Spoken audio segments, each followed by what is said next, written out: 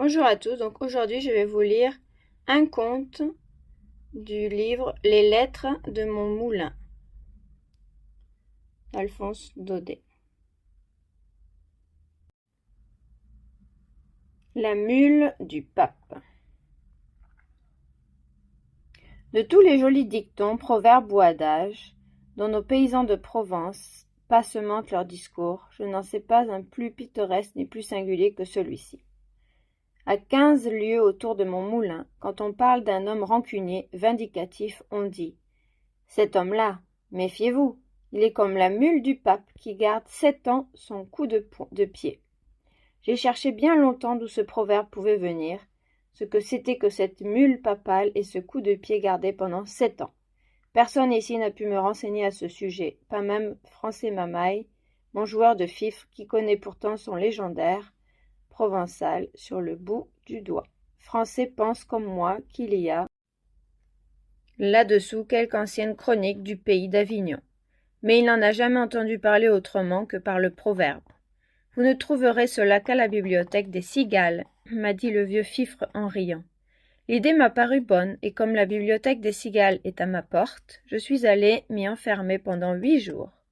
C'est une bibliothèque merveilleuse, admirablement montée, ouverte aux poètes jour et nuit, et desservie par de petits bibliothécaires à cymbales qui vous font de la musique tout le temps. J'ai passé là quelques journées délicieuses, et après une semaine de recherche sur le dos, j'ai fini par découvrir ce que je voulais, c'est-à-dire l'histoire de ma mule et de ce fameux coup de pied gardé pendant 7 ans. Le conte en est joli, quoique un peu naïf, et je vais essayer de vous le dire tel que je l'ai lu hier matin dans un manuscrit couleur du temps, qui sentait bon la lavande sèche et avait de grands fils de la Vierge pour signer. Qui n'a pas vu Avignon du temps des papes n'a rien vu. Pour la gaieté, la vie, l'animation, le train des fêtes, jamais une ville pareille. C'était, du matin au soir, des processions, des pèlerinages, les rues jonchées de fleurs, tapissées de hautes lys, des arrivages de cardinaux par le Rhône, bannières au vent, galères pavoisées, les soldats du pape qui chantaient du latin sur les places, les crécelles des frères quêteurs, puis, du haut en bas, des maisons qui se pressaient en bourdonnant autour du grand palais papal, comme des abeilles autour de leur ruche. C'était encore le tic-tac des métiers à dentelle, le va-et-vient des navettes tissant l'or des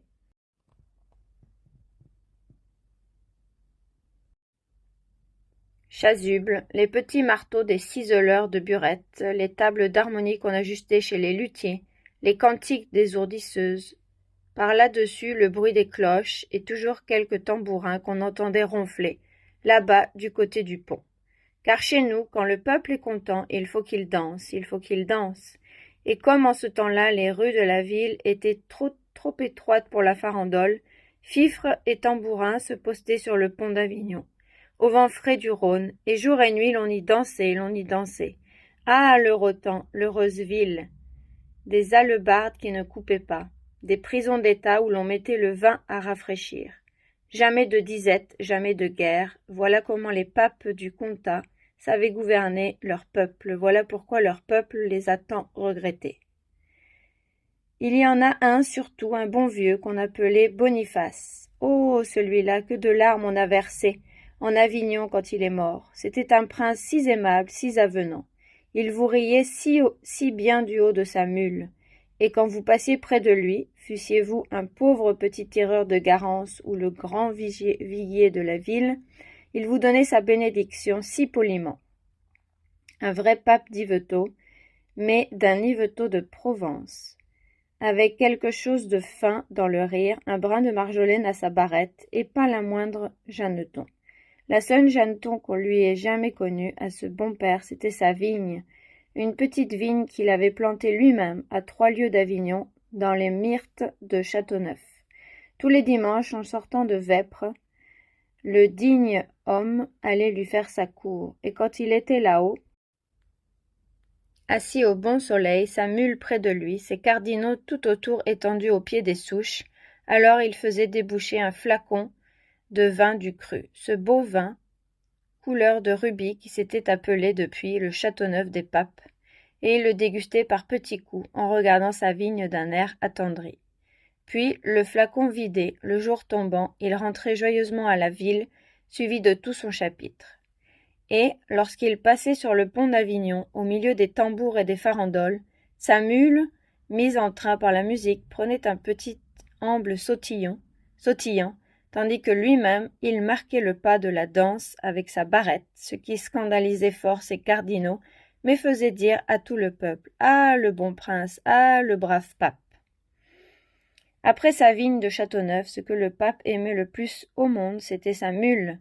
Le bonhomme en raffolait de cette bête-là. Tous les soirs avant de se coucher, il allait voir si son écurie était bien fermée, si rien ne manquait dans sa mangeoire, et jamais il ne se serait levé de table sans faire préparer sous ses yeux un grand bol de vin à la française avec beaucoup de sucre et d'aromates, qu'il allait lui porter lui-même malgré les observations de ses cardinaux.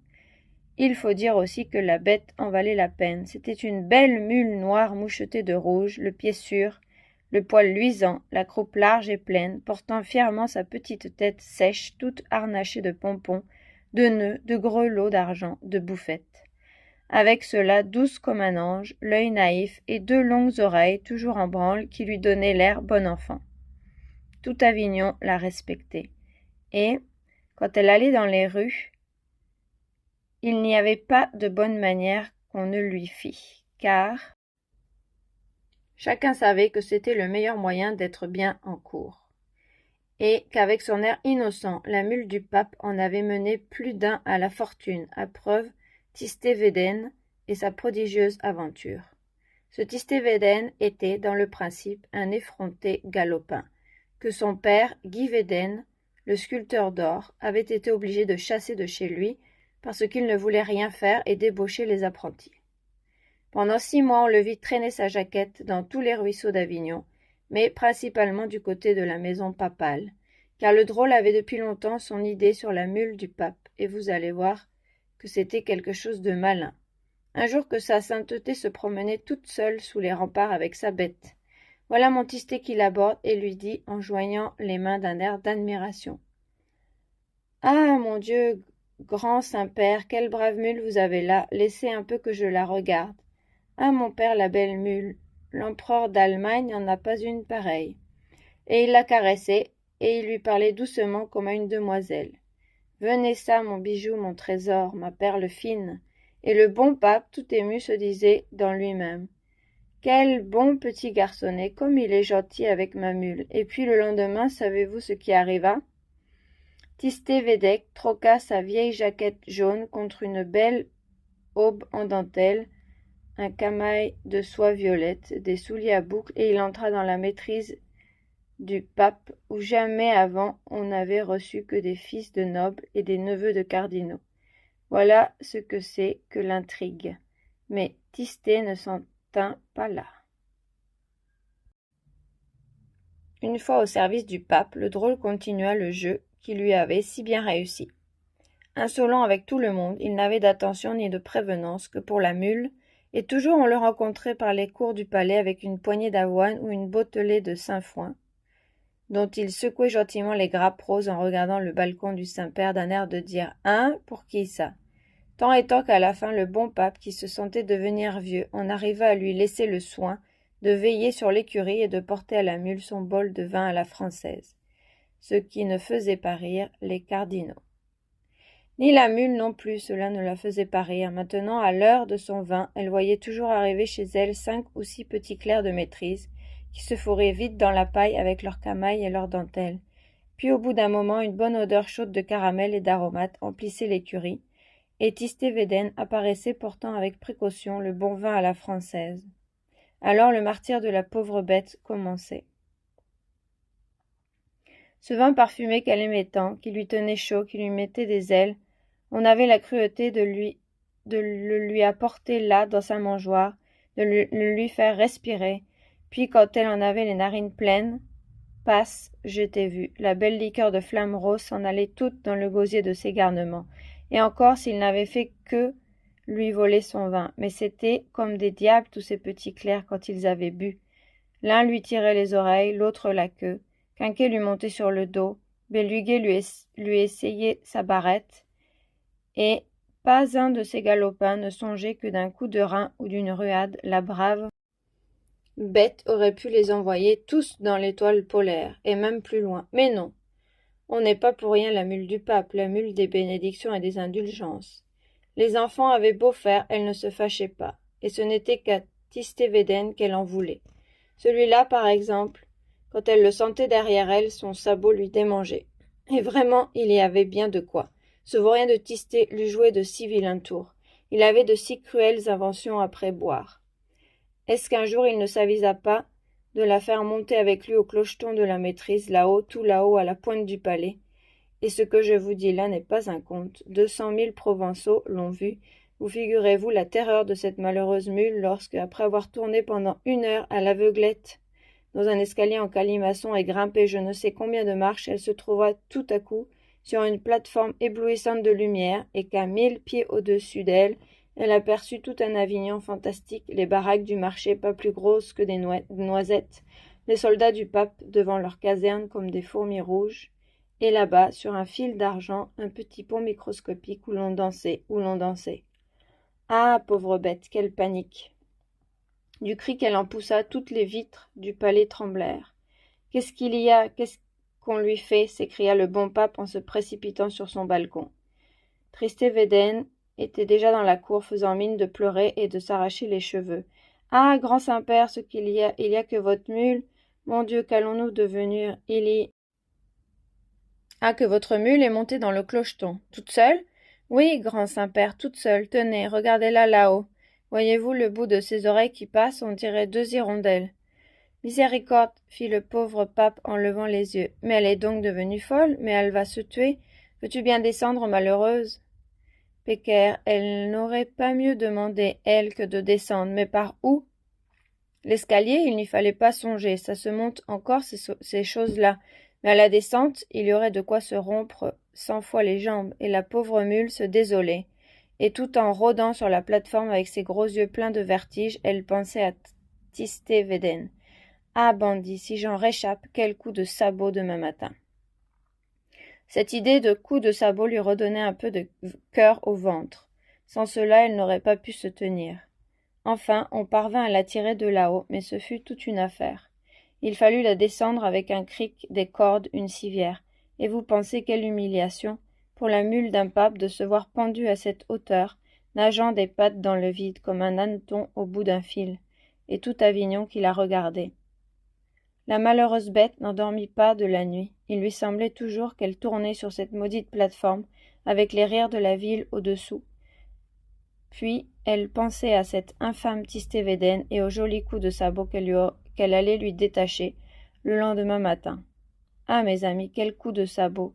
De Pampérigouste, on en verrait la fumée. Or, pendant qu'on lui préparait cette belle réception à l'écurie, savez-vous ce que faisait Tistévéden? Il descendait le Rhône en chantant sur une galère papale et s'en allait à la cour de Naples avec la troupe de jeunes nobles que la ville envoyait tous les ans près de la reine Jeanne pour s'exercer à la diplomatie et aux belles manières. Tistet n'était pas noble, mais le pape tenait à le récompenser des soins qu'il avait donnés à sa bête, et principalement de l'activité qu'il venait de déployer pendant la journée du sauvetage. C'est la mule qui fut désappointée le lendemain. Ah, le bandit, il s'est douté de quelque chose, pensait-elle en secouant ses grelots avec fureur. Mais c'est égal, va, mauvais, tu le retrouveras au retour, ton coup de sabot, je te le garde. Et elle le lui garda. Après le départ de Tistet, la mule du pape retrouva son train de vie tranquille et ses allures d'autrefois. Plus de quiquets, plus de bélugués à l'écurie.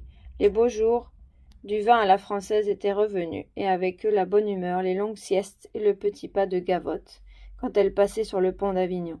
Pourtant, depuis son aventure, on lui marquait toujours un peu de froideur dans la ville. Il y avait des chuchotements sur sa route. Les vieilles gens hochaient la tête. Les enfants riaient en se montrant le clocheton. Le bon pape lui-même n'avait plus autant de confiance en son ami, et lorsqu'il se laissait aller à faire un petit somme sur son dos, le dimanche, en revenant de la vigne, il gardait toujours cette arrière-pensée. Si j'allais me réveiller là-haut sur la plateforme.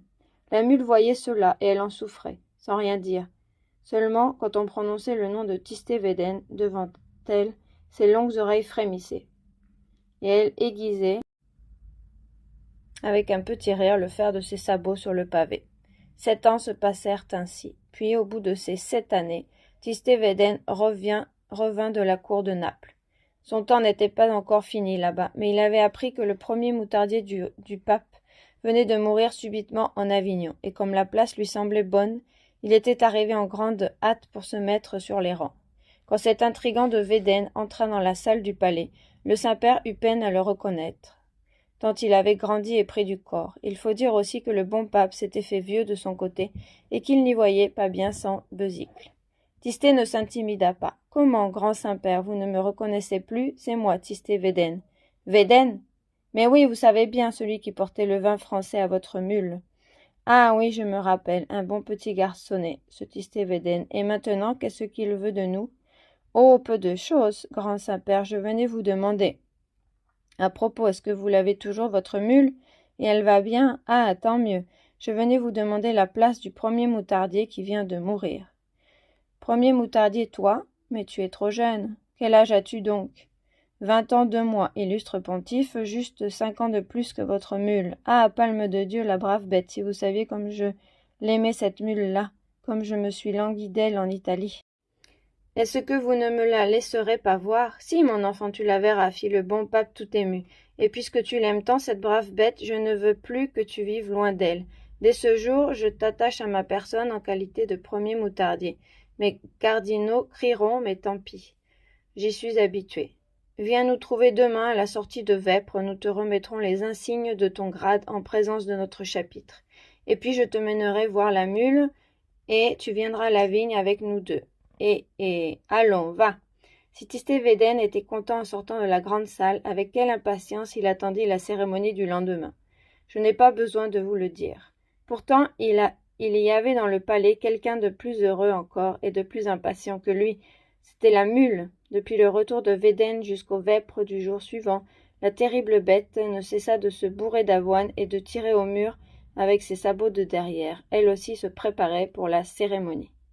Et donc, le lendemain, lorsque vêpres furent dites, Tistet-Védène fit son entrée dans la cour du palais papal. Tout le haut clergé était là, les cardinaux en robe rouge, l'avocat du diable en velours noir, les abbés de couvent avec leurs petites mitres, les marguilliers de saint Agricot, les camailles violets de la maîtrise, le bas clergé aussi, les soldats du pape, en grand uniforme, les 3 confréries de pénitents, les ermites du Mont Ventoux, avec leurs mines farouches et le petit clerc qui va derrière en portant la clochette, les frères flagellants nus jusqu'à la ceinture, les sacristains fleuris en robe de juge, tous, jusqu'au donneur d'eau bénite, et celui qui allume, et celui qui éteint. Il n'y en avait pas un qui manquât. Ah, c'était une belle ordination, des cloches, des pétards, du soleil, de la musique, et toujours ces enragés de tambourins qui menaient la danse sur le pont d'Avignon. Quand Védène parut au milieu de l'assemblée, sa prestance et sa belle mine y firent courir un murmure d'admiration. C'était un magnifique Provençal, avec de grands cheveux frisés et une petite barbe follette, qui semblait prise au copeau de fin métal tombé du burin de son père, le sculpteur d'or. Le bruit courait que dans cette barbe blonde, les doigts de la reine Jeanne avaient quelquefois joué. Et le sire de Védène avait bien, en effet, l'air glorieux et le regard distrait des hommes que les reines ont aimés. Ce jour-là, pour faire honneur à sa nation, il avait remplacé ses vêtements napolitains par une jaquette bordée de rose à la provençale, et sur son chaperon tremblait une grande plume d'ibis de Camargue. Sitôt entré, le premier moutardier salua d'un air galant, et se dirigea vers le haut perron où le pape l'attendait pour lui remettre les insignes de son grade, la cuillère de buis jaune et l'habit de safran.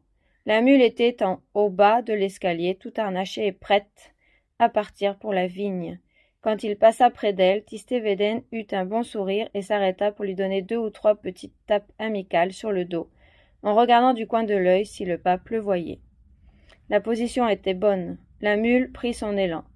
« Tiens, attrape, bandit, voilà 7 ans que je te le garde. » Et elle voulut détacher un coup de sabot si terrible, que de Pampérigouste même, on en vit la fumée, un tourbillon de fumée blonde où voltigeait une plume d'ibis, tout ce qui restait de l'infortuné Tistet-Védène. Les coups de pied de mule ne sont pas aussi foudroyants d'ordinaire, mais celle-ci était une mule papale, et puis, pensez donc, elle le lui gardait depuis 7 ans. Il n'y a pas de plus bel exemple de rancune ecclésiastique. Fin.